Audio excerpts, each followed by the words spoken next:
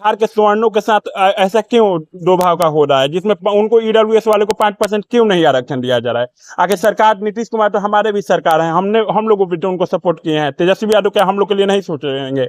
General का कोई यहाँ आवाज, हम लोग भी तो गरीब है, 25% राजपूत हो, भुनिहार हो, ब्राह्मण हो, सब गरीब हैं। तो उनके लिए आरक्षण का प्रावधान क्यों नहीं है? सीटेट में क्यों नहीं ईडब्ल्यूएस को 5% का कोई नहीं सुनने वाला, ना ही हमारा कोई नेता है, बस जाति के नाम पे वोट ले लेता है, लेकिन हमारी आवाजों को सुनने वाला कोई भी नहीं है। देखिए, सीटेट के जो छात्र हैं लगातार कुछ दिनों से आंदोलन करते नजर आ रहे हैं, लेकिन सीटेट में ही एक मुद्दा ऐसा भी आता है जो आरक्षण को लेकर है, क्योंकि जिस प्रकार से बातें होती है आरक्षण की, और खासकर ईडब्ल्यूएस स्वर्ण आरक्षण जो नए तौर पे आरक्षण दी जा रही है 10% उसमें, लेकिन इसमें सीटेट में कोई आरक्षण नहीं दिया जा रहा है ईडब्ल्यूएस वाले को। हमारे साथ एक छात्र है मौजूद है जो ईडब्ल्यूएस के कोटे से आते हैं और इनकी बातें हैं जो सुनने लायक है, आप एक बार जरूर सुनिए।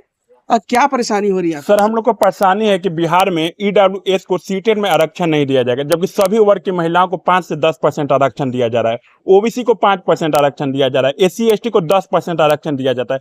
फिर बिहार के सवर्णों के साथ ऐसा क्यों दो भाव का हो रहा है, जिसमें उनको ईडब्ल्यूएस वाले को 5% क्यों नहीं आरक्षण दिया जा रहा है? आखिर सरकार नीतीश कुमार तो हमारे भी सरकार है, हम लोग भी तो उनको सपोर्ट किए हैं। तेजस्वी यादव क्या हम लोग के लिए नहीं सोच रहेंगे? जनरल का कोई यहाँ आवाज उठाने वाला नहीं है। सीटेट में 5% हम लोग का आरक्षण क्यों नहीं दिया जा रहा है? बाकी उत्तर प्रदेश झारखंड से आए हुए जो लोग हैं उनके बराबर हम लोग का क्यों देखा जा रहा है 90 नंबर पे, जबकि आर्थिक रूप से हम लोग भी तो गरीब है, 25% राजपूत हो, भुनिहार हो, ब्राह्मण हो, सब गरीब है। तो उनके लिए आरक्षण का प्रावधान क्यों नहीं है? सीटेट में क्यों नहीं ईडब्ल्यूएस को 5% दिया जा रहा है? हम लोग भी तो गरीब घर से आते हैं, जरूरी तो नहीं है कि जो राजपूत हुए या पंडित हुए, भुनिहार हुए, सब जमींदार घराने से ही आते हैं, या बहुत नौकरी वाले हैं, उनमें भी तो गरीब लोग हैं।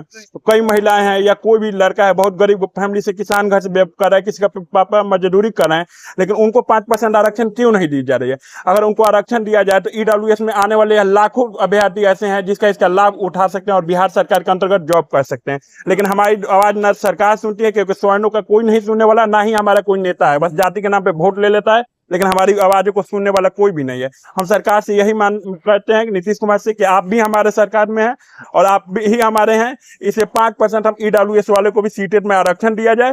बाकी वर्गों के जैसे जैसे ओबीसी को 5% दिया जा रहा है और एससी एसटी को 10% दिया जा रहा है, हम 10% का नहीं, कम से कम 5% का आरक्षण हम ईडब्ल्यूएस को दिया जाए, क्योंकि हम लोग भी इकोनॉमिक वीकर हैं और हम लोग को भी ये बनता है कि हम लोग को दिया जाए। मतलब अभी जो वैकेंसी है वो है जो जनरल आधार पे ही आप लोगों को हम लोग को जनरल के आधार पे लिया जाए। हाँ, जो यूपी या बाहर के छात्र आ रहे हैं, जितना नंबर पे फाइट करें उतना नंबर पे हम लोग फाइट करें। हम लोग को किसी प्रकार का आरक्षण का प्रावधान नहीं किया गया है। हमारी आवाज भी कोई नहीं सुन पा रहा है। सवर्णों का कोई नेता भी नहीं है जिसके कारण सुन नहीं रहा, कोई नहीं, सिर्फ जाति के नाम पे वोट लेते हैं और लोगों को ठगते हैं। कोई हमारी आवाजों को नहीं सुनता है।